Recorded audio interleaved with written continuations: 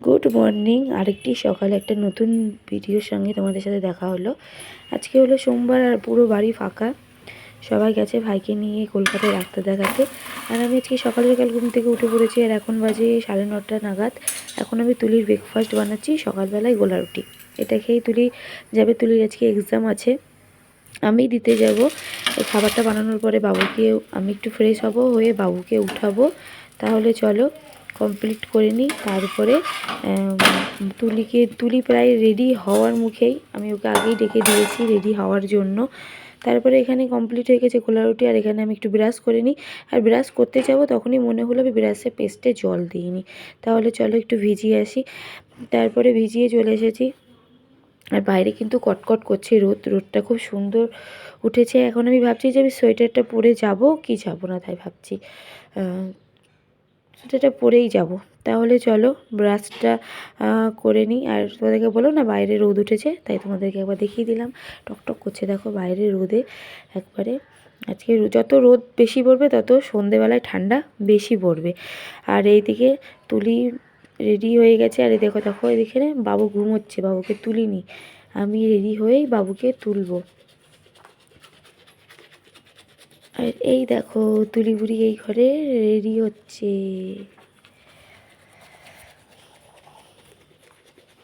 তারপরে এই দেখো আমি ফাইনালভাবে যেমন তেমনভাবে রেডি হয়ে নিয়েছি। আর বাবুর নিয়ে নিয়েছি প্যান্ট, বাবুকে উঠিয়ে প্যান্টটা পরাবো, সোয়েটার পরাবো, পরিয়ে আমরা 3 জন মিলে রওনা দিব।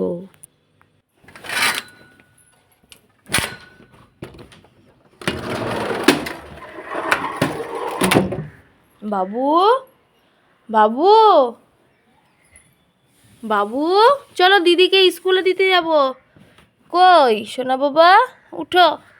এই দেখো দিদিকে স্কুলে দিতে যাবো, যাবা না? এই দেখো গাড়ি করে যাব, উঠো উঠো উঠো উঠো। এই দেখো বাবু ঘুম থেকে উঠে পড়েছে। গুড মর্নিং বলে দাও। Good morning. তুলি রেডি হয়ে গেছে, বাবুকে একটু পরিষ্কার করবো, করে বেরিয়ে যাবো। রেডি হয়ে গেছি, বেরোবো।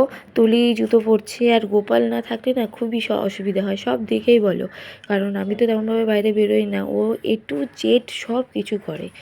যে আজকে একটা দিন ও বাড়িতে নেই, আমি বুঝতে পারছি যে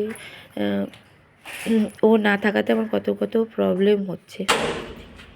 তো যাই হোক তালাটা মেরে নিই, তারপরে রওনা দেবো। আবার গিয়ে দেখতে হবে টুকটুক পাই কি না। তো চলে এসেছি, বাবু কিন্তু হাঁটছে, বাবুকে দেখা যাচ্ছে না। গলির মুখে চলে এসেছি, আবার এসে দেখি টুকটুকওয়ালা যায় কি না, আবার কতক্ষণ দাঁড়িয়ে থাকতে হয় তাও জানি না। এখন বাজে 10টা 1-2 হবে। তারপরে তুলিকে আমি কি বলছিলাম বেশ এখানটায়। তারপরে দেখো টুকটুক পেয়ে গেছি আর রওনা দিয়ে দিয়েছি। এই যে বাবুকে দেখো, বাবু টুকটুকি করে যেতে খুব মজাই পায়। আবার বলছে চেন মানে ওর স্কুলটার কাছাকাছি স্টেশন, কাশিমবাজার স্টেশন, তাই বলছে ট্রেন দেখতে যাবে। তো একবারে চলে এসেছি স্কুলের কাছাকাছি, চলো তাহলে স্কুলে দিয়েই।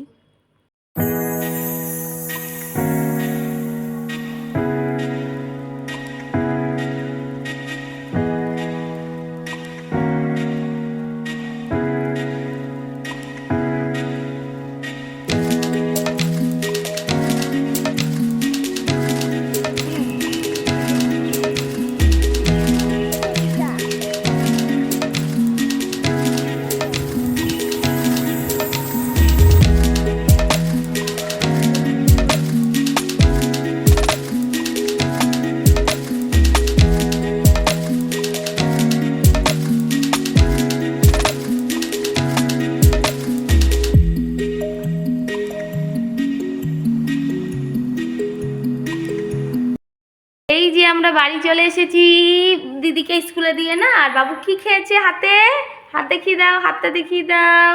এই দেখো বাবু আসার সময় পোলিও খেলো না, কালকে পোলিও ছিল জানতামই না, তো আসার সময় কালকে খাওয়াবে না।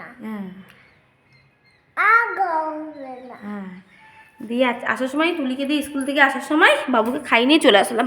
তো চলো পুরো বাড়িঘরে এলোমেলো হয়ে রয়েছে, এলোমেলো হয়ে রয়েছে। এবার পরিষ্কার পরিচ্ছন্ন করব, কাজ করব। আবার তুলির স্কুল 3:20 ছুটি, তুলি বাবুরকে আনতে যেতে হবে। তাহলে চলো তাড়াতাড়ি করে কাজকর্ম স্টার্ট করে দিই। ঘর বাড়ি তো পরিষ্কার করা সব কমপ্লিট হয়ে গেছে। গোপালবাবুর একটা প্যান্ট জামা ছিল, সেগুলো ভেজানোর সময় দেখছি পকেটে এতগুলো কাগজপত্র। আমি যতটি তোর পকেটে হাত দিই না, তো আজকে হাত দিয়ে দেখলাম কাগজপত্র, তো সেগুলো নিয়ে ঠিক জায়গা মতো রেখে দিই। উনি আসলে উনিকে দিয়ে দিই, ওনার হাতে ট্রান্সফার করে দেবো কাগজপত্রগুলো। আর দেখো বাবা চলে এসেছে, বাবা এসে বাবুর কাছে বসে রয়েছে। আর এদিকে আজকে আমি অনেক কাজ করেছি। আর দেখো ফ্রিজটাও আজকে আমি পরিষ্কার করে নিয়েছি, যেহেতু রান্নাবাড়ির চাপটা নেই তার জন্য ফ্রিজটা পরিষ্কার করে নিয়েছি। অনেক জামা কাপড় কেচেছি, অনেক কাজ করেছি। আর সব কাজগুলো না দেখাতে পারিনি, কারণ বাবু ফোনটা নিয়ে কার্টুন দেখছিল আর আমি একটু শান্ত মনে কাজ করছিলাম। আর এখানে একটু গুলে নিয়েছি হেনা, মাথায় লাগাবো আজকে হেনা, মাথা ঘষবো তাই। তাহলে চলো, আর এবার হেনাটা লাগিয়ে নিই মাথায় ভালো করে, সুন্দর করে। হেনাটা লাগিয়েতে হতো আর একটু আগে, দিয়ে শুকাতে হতো। এই হেনাটা লাগিয়ে কিছুক্ষণ মানে গলিতে দাঁড়াবো, ছাদে তো আমার যেতে ভালো লাগে না, রাস্তার মুখে দাঁড়াবো, দাঁড়িয়ে এসে কাচাকুচি স্টার্ট করব। আর বাবাকে বললাম তুমি একটু বাবুকে নিয়ে যাও, গিয়ে ভাতটা মার বাড়ি থেকে খাইয়ে নিয়ে আসো।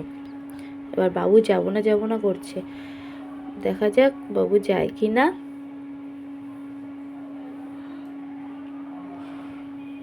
পুরো বাড়িটা ফাঁকা ফাঁকা, বাড়ি ফাঁকা। নাকের মধ্যে পড়ে গেছে হেনা লাগানো আমার কমপ্লিট হয়ে গেছে। এবার চুলটা একটু শুকানোর পালা। আর এখানে আমি এখনকার দিনেও কেউ খোল দিয়ে মাথা ঘষে, আমি ঘষি, কারণ শীতের টাইমে খুশকি হয়, তো খুশকিতে খোল দিয়ে মাথা ঘষলে খুশকি থাকে না, ছোটো থেকেই শুনে আসছি ঠাকমা দিদা কাছ থেকে, তার জন্য খোল গুলে নিয়েছি। তাহলে চলো মাথাটাকে শুকিয়ে নিয়ে আসি। রাস্তায় দাঁড়িয়ে চুলটা একটু শুকিয়ে আসলাম, আর গোপালকে ফোন করলাম, করে জানলাম যে ওই দিকের খবর কি। তো একটা ডাক্তার দেখানো হয়েছে, আরেকটা ডাক্তার দেখাতে বলেছে, প্লাস্টিক সার্জারির এরকম কিছু একটা ডাক্তার দেখাতে বলেছে। তো চলো, আর বাবা এসেছিলো দেখার, আমি বাবুকে জোর করে নিয়ে গেল।